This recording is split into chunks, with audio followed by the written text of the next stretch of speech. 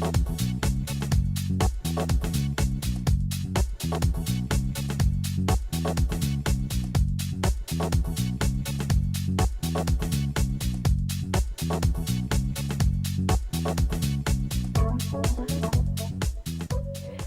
and welcome to Wired In. I'm Diana Galata with the Hampton City School Division. I'm so excited today to have our City Manager, Mary Bunting, join us. Welcome. Well, thank you. I'm so glad to be with you. What's really neat about you is not the fact that you're just a fantastic city manager. You're so sweet, thank you. But the fact that you grew up in Hampton. And so let's talk a little bit about your background and how your experiences growing up in Hampton have prepared you for where you are today as city manager. Well, I'm very proud that I grew up in this city. I think it's the most fantastic city in the world. I really do. And I don't say that because I'm city manager, but I say that because I grew up in a wonderfully supportive neighborhood, Riverdale, where families really came together to support all the children in the neighborhood. I went to Hampton Public Schools. I'm a proud graduate. Went to Burbank, Eaton, and graduated from Hampton High School. I really did have the most fantastic education that really prepared me well for life. And while I was growing up, there were a lot of service clubs in the community that were supporting young people. We still have that today. It's one of the wonderful things about Hampton. And some of the service clubs helped me to be able to go to a college of my dreams. So you're talking about like Rotary or Kiwanis? Like Rotary, Kiwanis, and the like. When I decided to go to college, I thought I wanted to go to UVA, and I was going to apply early decision, and my mom said, no, you need to look at everything. And so to be a dutiful daughter, I did. And then I fell in love with Johns Hopkins, which is a private school and an expensive one. And then she was like, what about UVA? But I was able to go because I got community-based scholarships. And there were people in this community, whether they were in the school system or they were in the service sector, that really wanted young people to be able to reach their dreams. And that just really stayed with me and made me feel that Hampton was a unique and special place. And I still believe that today. I see the same thing going on for our young people of today. And it just makes me proud. I mean, I think Hampton has a wonderful spirit about it that can't be replicated, in many other places. And so that really was very formative for me and made me want to give back to my community. And that's part why I came back and stay here to this day, because I really believe in this special place. So you're a crabber. I am. And you have two children in Hampton City Schools. One's a warrior, right? They're both warriors, actually. Oh, okay. I now Both have at two high high school. schoolers. Okay, I thought you had one at Spratly. Yeah, he's a freshman now this year. So I have two warriors. And that's hard for me because I am a crabber, die-hard crabber. But I also recognize that all four of our high schools are fantastic and offer great opportunities for our children. And my oldest is at Kecoughtan. He's part of Harbor Lights, which is a special program that's really just there at Kecoughtan. So that's in part how we're there. And my freshman is in the Academy program, the Architecture and Applied Arts Academy. And both are having a fabulous academic career as well as an exploration of the non-academic side of being a teenager, getting to explore arts or sports and those kinds of things. So I'm a firm believer in our school system. Well, I'm glad to hear that he's involved in the academies, because the city has been very supportive in our latest efforts to work with Forward NGL to expand that whole academy program to better prepare students for life after high school. So I'm glad to hear that your son is benefiting from that firsthand. Oh, absolutely. And I think the academy approach is something that can benefit every child in our community. Whether, like my child, they aspire to go on to college and graduate school, or whether they want to go straight from high school to work. Having visited Nashville academies and worked with Ford NGL, I've just been so impressed with the way academies can really excite our children about learning and connect them to real world issues. That's something, even with my teenagers, I hear, why do I need algebra? Or why do I need, fill in the blank? And I think that's typical of all young people when they're taking classes that maybe aren't their strength. And seeing how what you learn in school connects to real world, whether you're going there, directly from school, or if you're going to go to college and then work, I think really helps children feel stronger about what they're learning and really helps them to do better. And I've just been really impressed with the communities nationwide that have implored the the academic approach. And of course, we already have some at each of our high schools, and they're really doing well with the students who are there. So, you know, on a personal level, as a parent, I'm a big supporter, but also on a professional level, as a city manager, I think they're a really exciting thing for our community, and I'm really excited to see the school board embrace this model. I'm excited to see where it goes. I think we have some great things on the horizon where that's concerned, and so we appreciate your support on that. Oh, absolutely. So you're talking about being a mom, and I'm a working mom as well, and you are a working mom running a city of nearly 150,000. What's our population these days? Yeah. 150,000. A little less than that, but yeah, about that. I mean, a good approximation. So how do you do that? How do you balance your children's activities and running a large city? Well, you know, I have the most wonderful husband in the world. He is willing to be, you know, the chauffeur to get my kids to their varied athletic interests. They're all involved in some sort of sports, but they're never in the same place at the same time. And he's willing to do that so that I can be in community in the evenings. My kids are very understanding. We've had conversations over time, you know, how do you feel about mom doing this? And, you know, they just really make me feel good because they say, Mom, you're obviously happy doing this, and we're happy you're so happy. So I have great kids who understand the sacrifices that sometimes working moms have to make. But really, I don't think my struggle is any different than your struggle or any other working parent, whether it's a mom or a dad.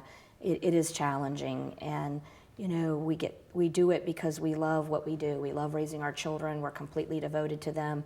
But when you love what you do as a living, you're also completely devoted to that, and you just make the trade-offs. And I wish I had a magic formula to tell people how to make it easier. It's not easy, but you do what you love, and you find a way to make it happen.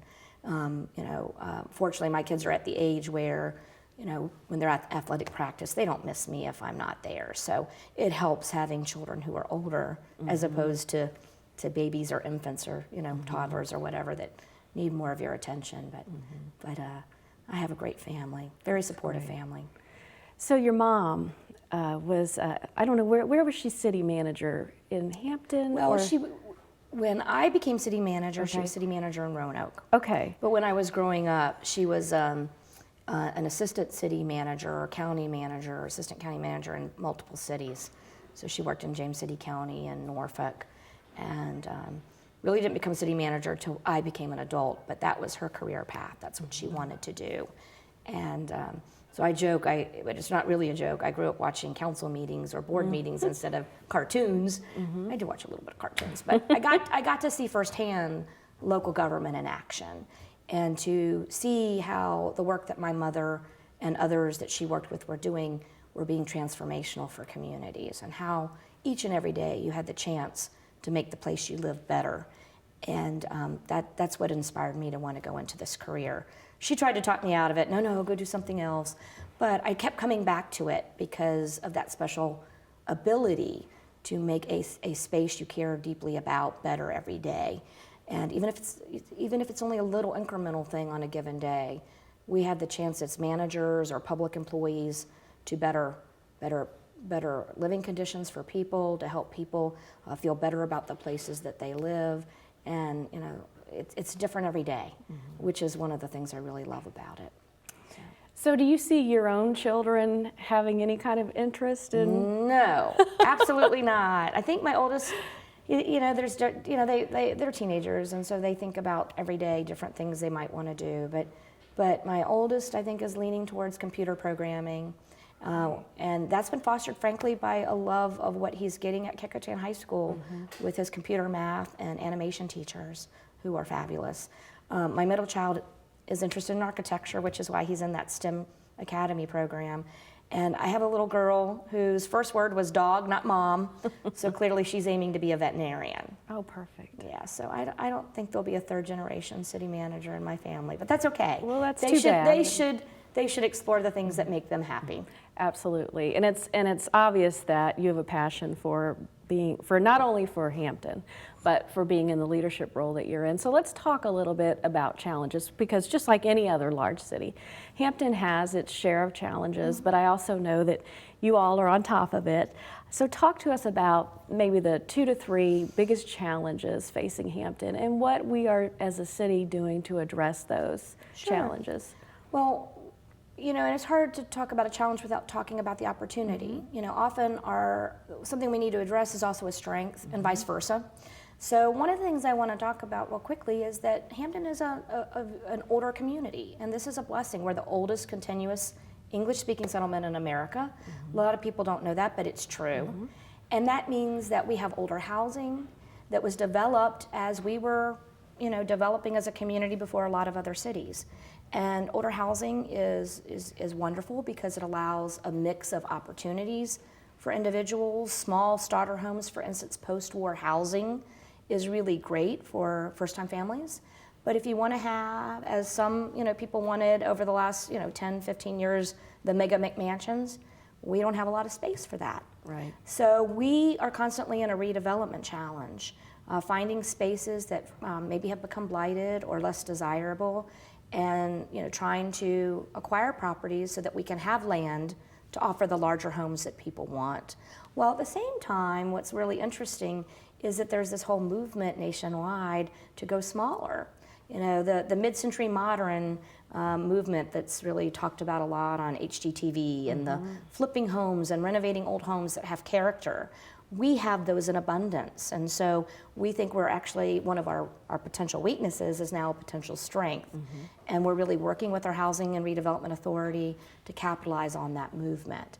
So, but we do have an older housing stock, and when you have that, your real estate values are lower, and that certainly puts more pressure on the tax base. So we get aggressively into economic development and redevelopment. Another one, clearly, and I don't believe this is exclusive to Hampton by any measure whatsoever. It's clearly in our region now, it's clearly in our nation, but there is an uptick in youth violence. There's an uptick in folks disrespecting, the laws of our society. And although it's a national trend and a regional trend, and Hampton is actually, in terms of crime, much better off than many other cities in our region, state, we don't accept that. That's not who we are. That's not what we want to be about. And frankly, any level of violence is unacceptable. And so Chief Salt and I work regularly on what do we do from a law enforcement standpoint, but also a lot of these issues are not simply law enforcement issues. They are multifaceted.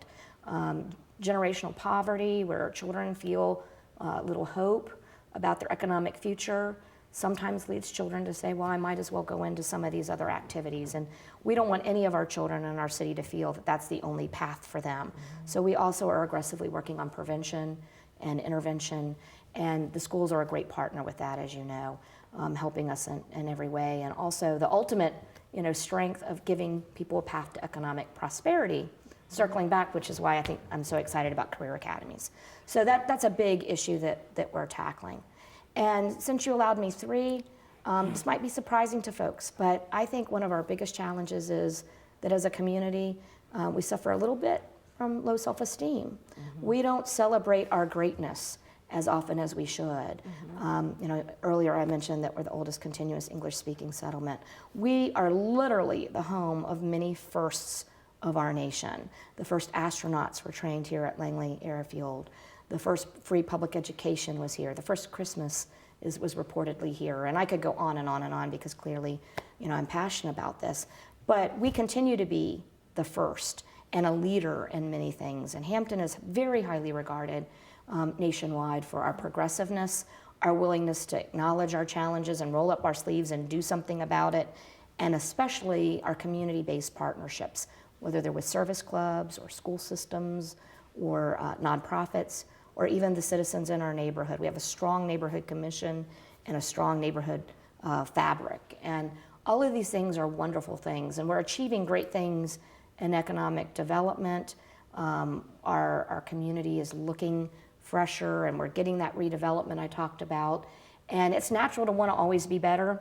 That's how I was raised, to never rest on your laurels, and we're always going to keep doing that. But we don't celebrate those great things about our community often enough, and be our own cheerleaders. And when I say that, I don't just mean city government, but I mean all of us as residents. We need to be our community's biggest cheerleaders. And so I try to remind people when I meet with them to, yes, let government know what you want to be even better, but also tell your friends, your neighbors, your relatives, the people you work with, that Hampton is a great space, and we're going to tackle those public safety challenges every city has. We're going to tackle those housing challenges that older communities have. But we have some really great things: our waterfront, our civic fabric, the institutions that make our community great. So we need to take pride in our community and broadcast that to the rest of the world. And I really wish that citizens generally understood their role in that, because I see sometimes, like on social media, a small issue that if someone were to bring it to the city's attention or to bring it to the school's attention, if it's a school issue, that it would be fixed or addressed quickly. And unfortunately, there's chatter on social media, and it really makes it into a worse situation. And really, as citizens of Hampton, all of us play a very significant role in ensuring that we do have a great reputation. And it means that if you have an issue, go directly to the source and sing out loud and praise the city for all the great things that are happening. And that really, it impacts people moving here, people visiting. So it really is everybody's role. And so I think it's important that we continue to push that message out with the school system, with the city, that, hey, yes, there'll be problems. Nobody's perfect, but that doesn't mean we have to broadcast that to everybody. Let's have a chance for somebody to really address that problem and praise the city and the schools and share all the great things that are happening. And I think we as a community really need to do a better job with that. Absolutely. I tell people, I use the example of our family. In families, people get on each other's nerves. Students forget to do homework, or don't do a chore that they've been asked to do, or whatever. Your spouse disappoints you, you forget to do something. But we don't go on social media and say, I'm really mad at my husband today because he forgot to do X, Y, Z. Some people do, but you shouldn't. I'm really mad at my son because he left his notebook at home. We deal with that. We say that's unacceptable. We need to not leave our homework at school, but I'm not going to broadcast it to the world, right? We're going to work on that internal to our family. But when I put something on Facebook about my children, I'm putting the good things that they're doing, so that they see me publicly celebrating their successes and privately dealing with their sometimes shortcomings. And that's the same thing we want to do in a community. We absolutely want to fix when we make mistakes, or if people aren't happy with something, we want to know that. One of the things I hope I impart to your viewers is that everyone who works for city government really is there because they love this community. The pay isn't great for most of our workers, and we're trying to fix that. But they do it out of sort of a labor of love. And they want to make this place even better, just as I want to make the place even better. And if we know about it, we can fix it. We don't read minds. So if people tell us, we're going to try to tackle whatever that is. But to the rest of the world, just like that's our internal family, to the rest of the world, we want to tell them what's great about our place. So people will want to come here and shop or visit or invest their business money here or what have you. So certainly, we want everyone, as you said, to view that as part of their role as a good civic contributor. And in terms of, if you do have those questions or problems and don't know how to let us know, we have 311 available for folks. All you got to do is dial 311, or if you're calling from a cell phone, 727-8311, and we will get on whatever issue is troubling you or concerning you as fast as we can. And reserve that social media for all the good things. Absolutely. So before we close, let's talk about why you chose Hampton. I'm going to tell you why I chose Hampton, because my family, we moved here almost 3 years ago, and I chose Hampton for the public education system, the water, the beaches. They're absolutely beautiful. The downtown area, love to go down and have brunch. We did this past weekend, and it was wonderful. And just like you mentioned earlier, that sense of community. I've been in 2 other communities before Hampton, and I've not seen that strong sense of community that we have here in terms of supporting one another. So that's why I chose to move here. Why did you grow up here and come back? Why do you choose Hampton? Well, you know, I sort of touched on that a little bit earlier about how I, as a young person, really had a great sense of pride in my community and felt very supported by the community, whether it was the education institution or those that helped me reach my college dream. So that certainly was part of why I came back. I had gone a few other places in between and didn't find that same sort of community spirit, just as you're describing. But I've stayed because I just love the people. And I'm constantly amazed. If there's a need, our community responds. Another community recently was cited in the newspaper as an example for helping get backpacks for kids to go to school. We've been doing that for years, and we have been doing it in multiples, I mean, many multiples, hundreds of multiples of what that other community was doing. And that's great. I'm glad that other community is doing that, and I'm not trying to denigrate that community, but I use that as an example to say that's part of who we are and who we have been for years and years and years. And you know, those of us who have not left Hampton for whatever reason may not realize that that's very atypical. It's very, very special when you find that in a community, and it's irreplaceable. And so I stay in Hampton because I truly love this space, and I want to continue to make it even better. And that's what I try to do each and every day. Well, we're glad you're here. Thanks for coming on the show. Hopefully you'll come back a year from now, 6 months from now, and give us an update. Absolutely. I'd love some time to talk about what school systems are doing with academies and what we're doing with Economic Development Link. Great. So that our young people know that we work actively to make sure there's jobs here for them when they graduate, or whether that's from high school or technical school or college. We want our young people to want to come back just as I came back. And really love this place, not only as they're growing, but when they're, you know, at different stages of their life. And maybe the next time I come, we can talk a little bit more about the economic development efforts to give our young people who are your students and their families comfort that we are on the ball and doing stuff so that they have an economic future in their community. We'll make sure we have you back to Thank discuss you. that. Thanks again for being here. I appreciate it. My pleasure, anytime. And thanks for watching Wired In. Have a great week.